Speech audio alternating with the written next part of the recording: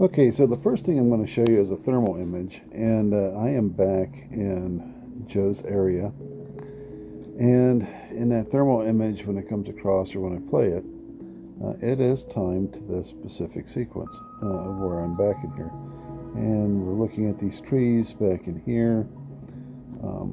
Like I said, I've got the GoPro in my right hand, and I'm using my thermal imager camera in the other hand. And trying to sequence these up is not easy, even with the timestamps, because the GoPro has a wide field of view and it's not very deep. And thermal imager, at least mine, has that 2x zoom on it at all times, so marking in where things are at and where things are going. Well, it took me several tries, but I did get back to exactly where that image was captured. Now, we're not going to be talking about a hot image. We're going to be talking about a cold image. And it's kind of weird. But what you'll see in the thermal imager is, well, something comes in from the left. It's fairly close. You're not looking deep in the woods. I'm talking like head and shoulders. And I can't quite come up for a reason for it. That's why I said pay specific attention to how the sun is shining, so we don't have like a cooling shadow going over. I have videoed thermals moving through the woods before, but nothing this fast and nothing with a shape.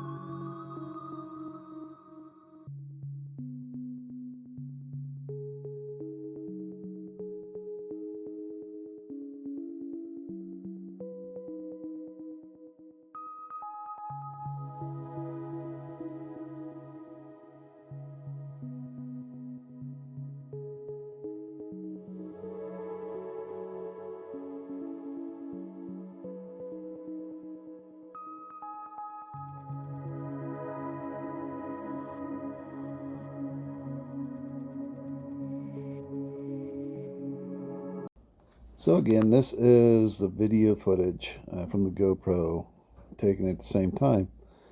And exactly what that is, I don't know, but it does appear to have a human shape. It does appear to come in from the left, and it does appear to stop directly in front of me. So this is, to my knowledge, the first time I've recorded anything quite like it. But I'm not going to say it's the first time. Well, it's the first time in video I've ever seen that I've taken anything like it in person. 22 July 23. I'd swore up and down I would see something similar to that ducking behind a tree here. A little bit later on, see it ducking behind a tree there. And at one point I stepped out in front of a truck, and a rather large one seemed to be moving past the truck. Now, I've recorded that video, but I've never posted it,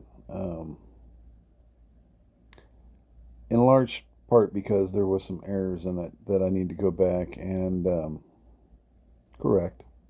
But there was a lot of odd and strange stuff in connection with that video. So I'll play this 2-minute snippet one more time, and you can have your full look and see if you see anything unusual in it. And yeah, like I said, I could be wrong. Maybe there is an explanation for it. Right now I don't have one. The other thing that comes to mind that I want to make sure that I say, that this in no way infers any kind of connection with a person or anything, because we don't know what it is. I don't know what it is. 22 July 23, I mean, I had never even been to New York yet, and yet with my own eyes I had believed that I had seen something extremely similar to this, and having it recorded gives me a sense of validation now. So, but yeah, feel free to look it over.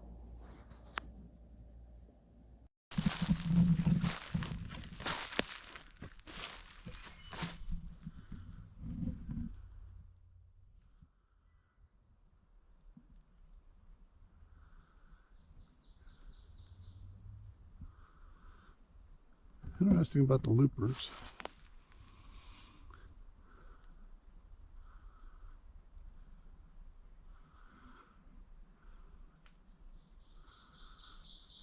Yeah, and the other thing that's interesting about this,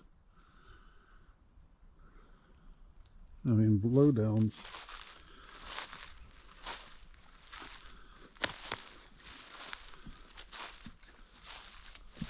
that's just like that tree right there. What's happened?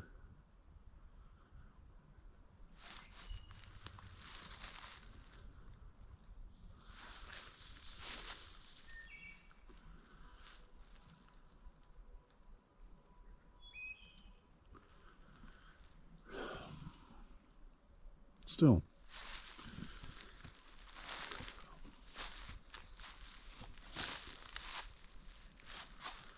around the corner.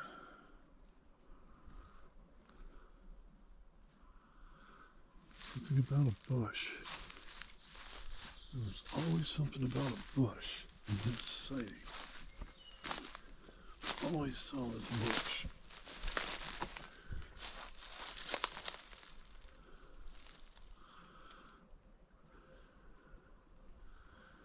Could it be the pine tree?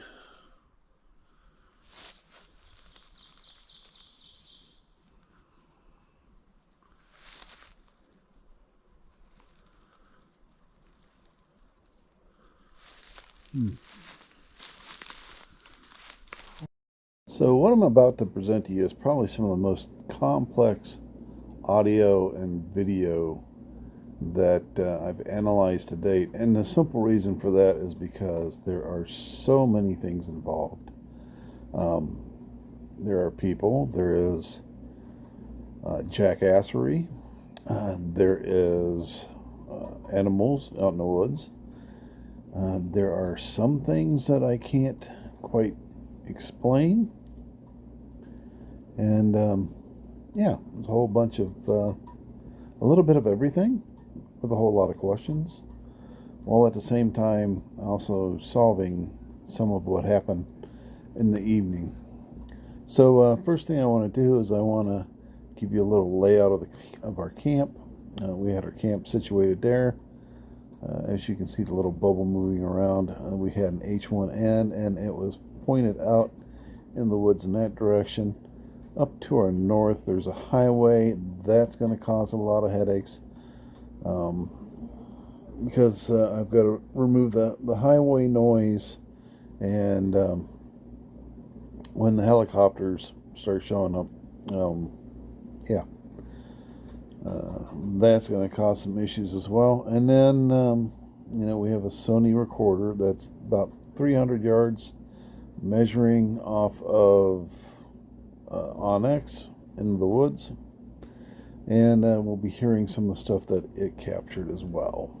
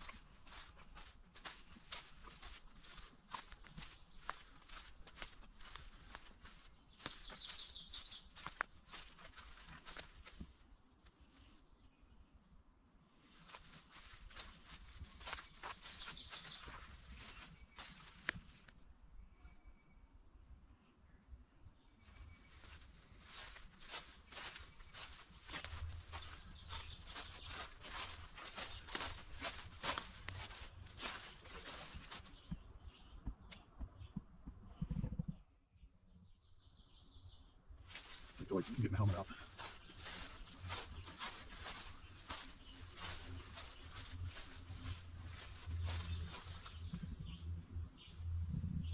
Certainly quite a bit of cover and concealment.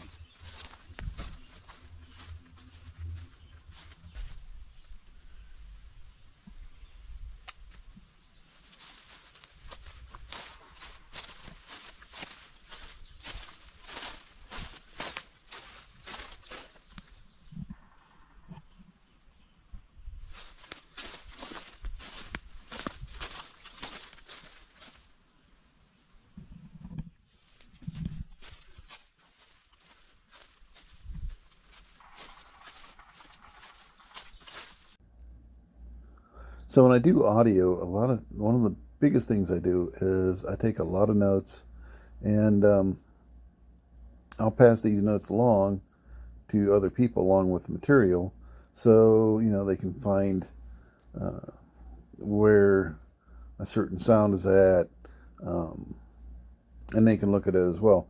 And I do have my stuff sent off for peer review with other people to see what they think. But and that's a big part of the process.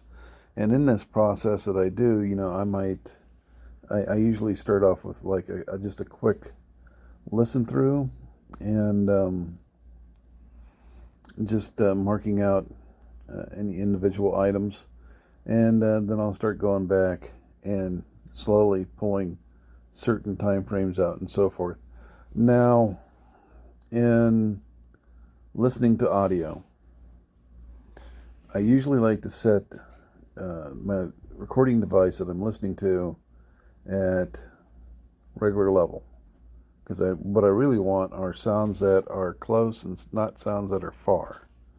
And unfortunately, in this particular instance, I had to crank the volume up and listen for far sounds as well as near. Now, the reason why I don't like doing that is because when you do that, it can make a small, tiny mouse sound like an elephant walking across the tundra. And, I advise heavily against doing that, but sometimes you have to go in and pick out certain sounds. And as you're going to find out, there's door latches going off, pops, explosions, the whole 9 yards. So we'll go on to the next one. Use Audiolab, which is an app you can get for your phone. It does a really good job. And what you'll see when I'm playing the audio in the video format, you'll see a date, Zoom, that's the H1N, that's a Zoom file. The file name where that's going to be found, whoever's looking through my material. If it's the Sony, it says Sony right off the bat. The next thing you have is the recording time in that file that you can go to, pull that out and take a look at it if you want. Then you have the T, which is time, and it's in military time. So at this particular one, you're looking at 3:39 in the morning. Sometimes I'll label them, sometimes I won't. It's just depending on where I'm at.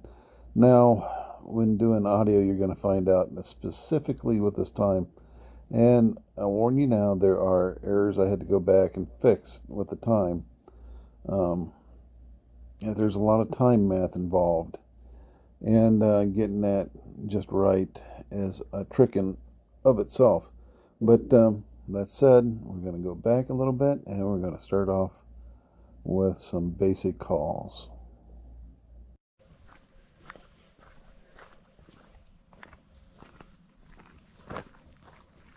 Oh, damn.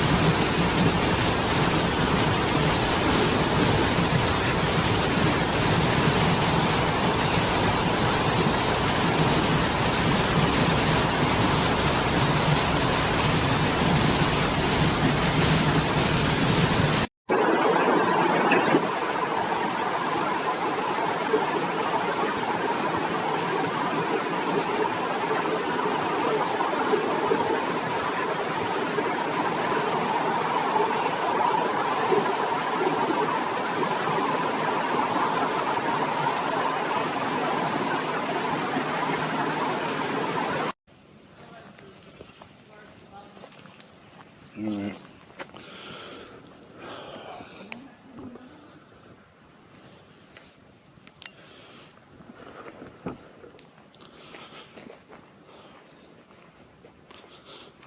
So on one hand, I've got the camera on a monopod, or my phone on a monopod. On the other hand,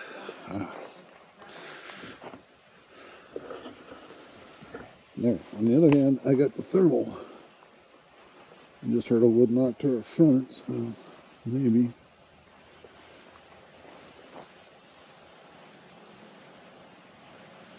Tonight feels a little bit different. That or else it's because of the 4G thing. Every time I lose my 4G, something really bizarre happens.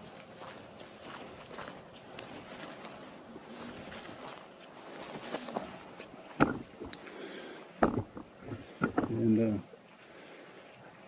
well, they're just taking off and leaving me here.